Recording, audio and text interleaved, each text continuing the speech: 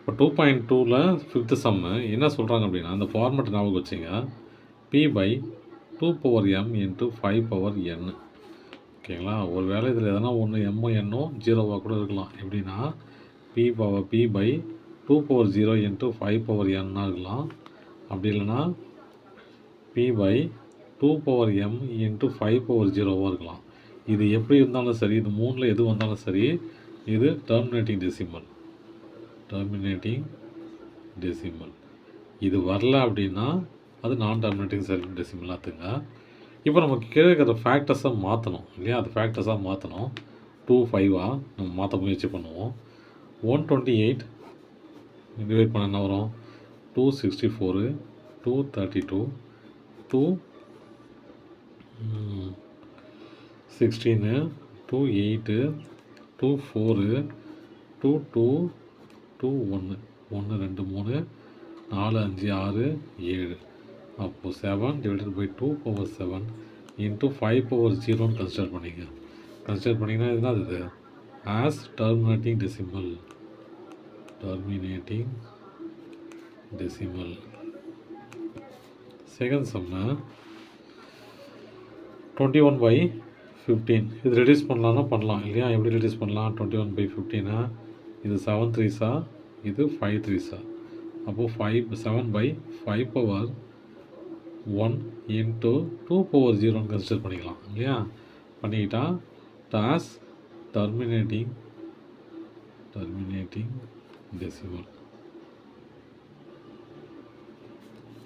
Third சம்மு என்ன கொடுத்துருக்காங்க? 4 9/35.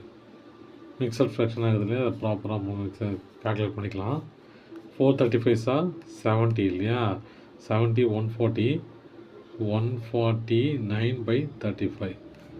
35 into 4 140 140 + 9 149.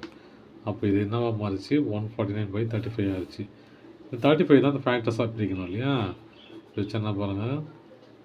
535 5 7s 35 7s 1. அப்போது 149 டிவைடட் பை 5/1 இன்ட்டு 7/1. 7க்குலாம் வாய்ப்பே இல்லை இல்லையா. அப்போது இது நான் டெர்மினேட்டிங் 2 இல்லது 5 ரெண்டுத்தில் தான் வரணும். Terminating recurring decimal.